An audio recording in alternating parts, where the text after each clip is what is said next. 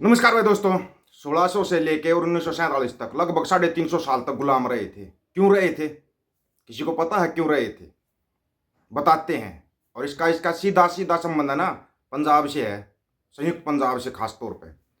Lord Macaulay जब India आया था ना तो उसने देखा था इनके पास तीन चीजें हैं, तीन चीजों पर बड़ा विश्वास करते हैं ये इंडियन लोग। तीन चीजें कौन सी थी? धर्म, भाषा और संस्कृति। और पंजाब के अंदर क्या किया जा रहा है? लॉर्ड मैकाले ने बोल दिया था इनके धर्म को ही नहीं कि उसमें नजरों में ना हीन दिखा दो, दुनिया की नजरों में हीन दिखा दो, इनकी भाषा को हीन दिखा दो, इनकी संस्कृति को हीन दिखा दो, ये गुलाम रहेंगे, आदी हो जाएंगे। और वही हुआ, 350 साल तक आदी रहे। अगर ना लड़ता संयुक्त पंजाब खड़ा होके तो 350 छोटो आज तक गुलाम रहते, आज तक गुलाम रहते। लेकिन उसी पंजाब को फिर दबाया जा रहा है और धर्म को, संस्कृति को और भाषा को दबाने का पूरा पूरा प्रयास किया जा रहा है। आपको बताया था ना, जो कौम में अपना इतिहास भूल जाती है, अपनी भाषा, अपनी संस्कृति भूल जाती है ना, वो गुलाम हो जाती हैं। क्यों कहा था हमने? जो 10 गुरु थे, 10 गुरुओं ने 5 ने आपको पढ़ना लिखना सिखाया, तो 5 ने आपको शस्त्र चलाना सिखाया। किस लिए सिखाया था? क्यों? 10वें पिता गुरु गोविंद सिंह महाराज ने धर्म की रक्षा के लिए इतना कुछ किया था। क्यों किया था? पता है, उनको पता था अगर धर्म को हीन दिखा दिया गया, भाषा को नीचा दिखा दिया गया और अगर आपकी संस्कृति को मिटा दिया गया तो आप गुलाम हो जाओगे। वारिस पंजाब दे जथेबंदी, उनको अब एक्शन लेना चाहिए भाई। इतनी बड़ी जथेबंदी है तो उनको आना चाहिए ना, अब की बार चुनाव में उनको आना चाहिए, चुनाव में खड़ा होना चाहिए उनको, या नहीं खड़ा होना चाहिए? ये आप लोग बता दो, आप ही बता दो। आपके कहने से हम वो कर लेंगे। क्या इनको आना नहीं चाहिए? वारिस पंजाब जथेबंदी को अपने वो खड़े नहीं करने चाहिए, कैंडिडेट खड़े नहीं करने चाहिए चुनाव के अंदर? खड़े करो, खास करके अमृतधारी सिख खड़े करो अगर आपको पंजाब को बचाना है तो। भाषा को नीचा किया जा रहा है। जो दीप सिद्धू बोलता था, दीप सिद्धू ने बहुत पहले बोल दिया था कि जब भी दिल्ली से आदेश आता है भगवंत मान हिंदी में ट्वीट करता है, और वो करने लगा, कर रहा है वो। आप एक चीज बताओ, आपको पता है जितने भी धार्मिक ग्रंथ हैं, किसी पर उंगली नहीं उठा रहे हम, लेकिन जितने भी धार्मिक ग्रंथ हैं आप पढ़ लो, गीता, रामायण, कुरान, बाइबल सभी पढ़ लो आप, छोड़ के श्री गुरु ग्रंथ साहिब जी को। कोई भी धार्मिक ग्रंथ किसी भी देवता पैगंबर ने लिखा है? किसी ने भी लिखा है क्या? लेकिन श्री गुरु ग्रंथ साहिब ही एक ऐसा है जो गुरुओं ने लिखा है, जो गुरुओं ने लिखा है। एक सबसे बड़ी चीज है आप लोगों के पास, बार बार बताते हैं, आपकी समझ में नहीं आ रहा। सबसे बड़ी ताकत है ना जो आपके पास, वो शब्द गुरु है, गुरु ग्रंथ साहिब। वो शब्द गुरु जो गुरुओं ने खुद लिखा है, अपनी भाषा में लिखा है गुरु ग्रंथ साहिब को, ताकि आप लोगों को आगे तक का पता लगता रहे। और जो गुरु ग्रंथ साहिब के नजदीक लगता है ना, जीवन जीने की कला सीख जाता है। कला, अगर जीवन जीने की कला सीखनी ना आपको तो गुरु ग्रंथ साहिब के नजदीक लगो। गुरु के जितना नजदीक लगोगे ना उतना ही जीवन जीने की आपको कला आएगी। और बची बात, पंजाब में भी चुनाव है, सबको पता है आखिरी मौका है चुनाव का, कहीं फिर बाद में को एक दूसरे की मदद करो। पहली बात तो लेके आओ वारिस पंजाब के जथेबंदी को अब आगे आना चाहिए। दीप सिद्धू का भाई तो बाहर है ना, संदीप सिद्धू, उसको आगे आना चाहिए। खड़े करो ना अपने कैंडिडेट। एक कैंडिडेट तो आपको कैंडिडेट बता ही दिए थे, सिद्धू मूसेवाला के पापा हैं, पिताजी हैं, उनको खड़ा करो। लखा सदाना है, भाना सिद्धू है, प्रविंदर जोट्टा है, रणजीत कुकी गिल है, बाबा राजा राज सिंह जी हैं, और नियंग सिंह हैं। जथेबंदियां कितनी हैं, उनको खड़े करो ना आप। क्यों पीछे हट रहे हो? अगर आज पीछे हट गए ना फिर आपको मौका नहीं मिलेगा, ये बता देते हैं। 2024 आखिरी चुनाव, आखिरी इसलिए है क्योंकि उसके बाद ना आप लोगों को आदत हो जाएगी, आपको धर्म, संस्कृति और भाषा को ऐसे मिटा दिया जाएगा, आपको पता भी नहीं लगेगा। फिर चिल्लाते रहना, फिर आंदोलन करना, फिर वही लड़ाई लड़नी पड़ेगी जो आज़ादी की लड़ाई लड़ी थी। उसमें सोच लेना कितने शहीद हुए थे, कितनों को कितनी सजाएं हुई थी। समय तो वही चल रहा है, कहीं आप सोच रहे हो समय नहीं चल रहा। क्यों? उस टाइम पर भी अंग्रेजों ने पहले धीरे धीरे तो लोगों को जेलों में डाल दिया था, और वही तो चल रहा है पंजाब के अंदर। जो आवाज उठा रहा है उसको जेल में डाल दो, वही हरियाणा के अंदर चल रहा है। हरियाणा में तो चलो ठीक है, लोग पार्टियों में बटेंगे, इनको नहीं रोक सकता कोई भी। कोई कांग्रेस में जाएगा, कोई बीजेपी में जाएगा, कोई किसी पार्टी में जाएगा, कोई किसी पार्टी में जाएगा। हरियाणा में तो बट सकते हैं, लेकिन पंजाब के पास तो मौके हैं। आप लोगों के पास तो जथेबंदियां भी हैं, नियंग जथेबंदियां हैं, मिसले हैं आप लोगों के पास।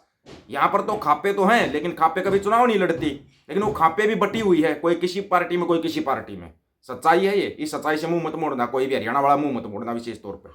लेकिन आप लोगों के पास तो आपकी एकता है ना, इकट्ठे हो, दरबार साहिब में इकट्ठे हो, वहां पे बैठ के आराम से ऐलान करो भाई ये कैंडिडेट होंगे अपनी 13 की 13 सीटों पर, इन्हीं कैंडिडेटों का पूरा हेल्प मदद की जाएगी। और रही बात वारिस पंजाब के जथेबंदी की, इनके ज्यादातर कैंडिडेट क्या है, विदेश के अंदर हैं, लेकिन वो लोग आपकी पूरी मदद करेंगे, पूरी 100% मदद करेंगे, आपको गारंटी दे रहे हैं इस चीज की।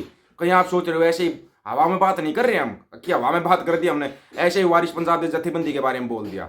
जो जत्थेबंदियों के आगू हैं वो आपकी पूरी पूरी मदद करेंगे, पूरी 100% सपोर्ट करेंगे, आपकी धन से, मन से और तन से आपकी हेल्प करेंगे।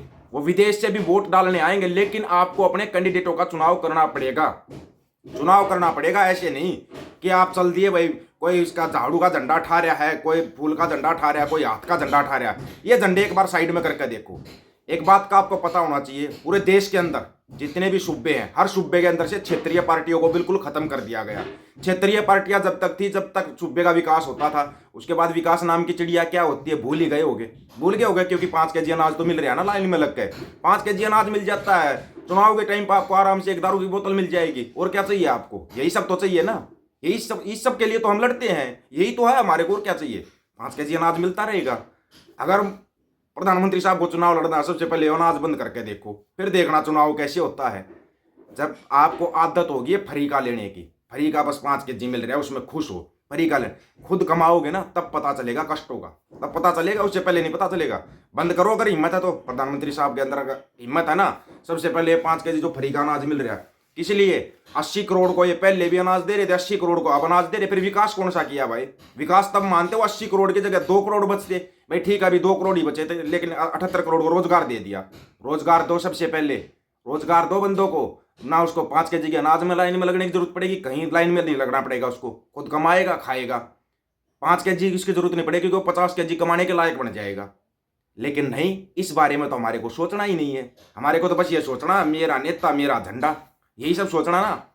निशान साहिब के नीचे आ जाओ, आखिरी मौका है ये, आखिरी। कहीं सोच रहे हो ना आपको और बार बार मौके मिलेंगे, बार बार मौके नहीं मिलते, आखिरी मौका इसलिए बार बार बोला जा रहा है। ये 2024 का चुनाव आखिरी चुनाव हो जाएगा। कम से कम अपने सूबों को तो बचा सकते हो, अपने अपने सूबों को तो बचा सकते हो। साउथ के लोग इसलिए हमारे से आगे हैं, क्योंकि वो अपने सूबों को बचा लेते हैं। वहां पर ना कांग्रेस ना बीजेपी ना किसी पार्टी को नहीं चलने देते। हाँ, क्षेत्रीय पार्टियों में वहां टक्कर चलती है, क्षेत्रीय पार्टियों को ऊपर रखते हैं वो। उनको पता अगर हमारे को विकास चाहिए तो क्षेत्रीय पार्टियां ही विकास करेंगी। आपके पास तो पार्टी बनी बनाई है क्षेत्रीय पार्टियां पंजाब के अंदर, वारिस पंजाब दे जथेबंदी है।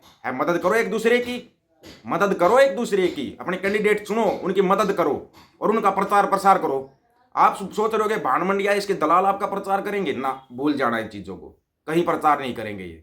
इन चीज़ों को तो भूल जाओ, आपको अपना प्रचार खुद करना है। अगर खुद करना है तो कैंडिडेट चुनिए, चुनो कैंडिडेट अपने, और फिर देखो प्रचार सभी मिलकर करेंगे, सभी करेंगे और मिलकर करेंगे, एक दूसरे की मदद करेंगे। हाँ भाई ये हमारा कैंडिडेट है, इसका प्रचार प्रसार हम करेंगे। तो इसके लिए ना आप लोगों को खुद एकता बनानी पड़ेगी। दूसरे के भरोसे रहोगे ना, दूसरे के भरोसे तो सिर्फ जनाजे उठते हैं मेरे भाई, राम नाम बोलते सत्य है, फिर आखिर मजाक हो। दूसरे तो ऐसा ही करते हैं, मदद नहीं करेगा कोई, पैर टांग खींचने की आदत हो चुकी है, आदत। अब आप लोगों को बता दिया, अगर अपना संयुक्त पंजाब बचाना है तो भाई अपने कैंडिडेट खड़े कर लो। अगर कैंडिडेट खड़े नहीं किए तो फिर रोते रहना और चलते रहना, ऐसे ही सब चलेगा।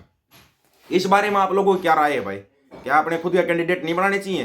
क्या आप लोगों के पास किसी चीज़ की कमी है? विशेष तौर पर पंजाब के अंदर एनआरआईओ से चंदा लेके तो ये रोबोट बन के बैठा हुआ है। एनआरआईओ से चंदा लिया था, वो एनआरआई आपकी पूरी मदद करेंगे।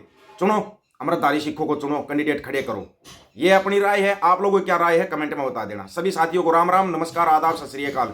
वीडियो को ज़्यादा से ज़्यादा शेयर, चैनल को सब्सक्राइब और बेल आइकन को जरूर दबाना दोस्तों। ऑफिशियल दीपक फौजी यूट्यूब चैनल, बात हक और सच की करेंगे, हक सच की बात हम करेंगे। वीडियो को शेयर करने की जिम्मेवारी आप लोगों की है। गज के आखो, वाहिगुरु जी का खालसा, वाहिगुरु जी की फतेह।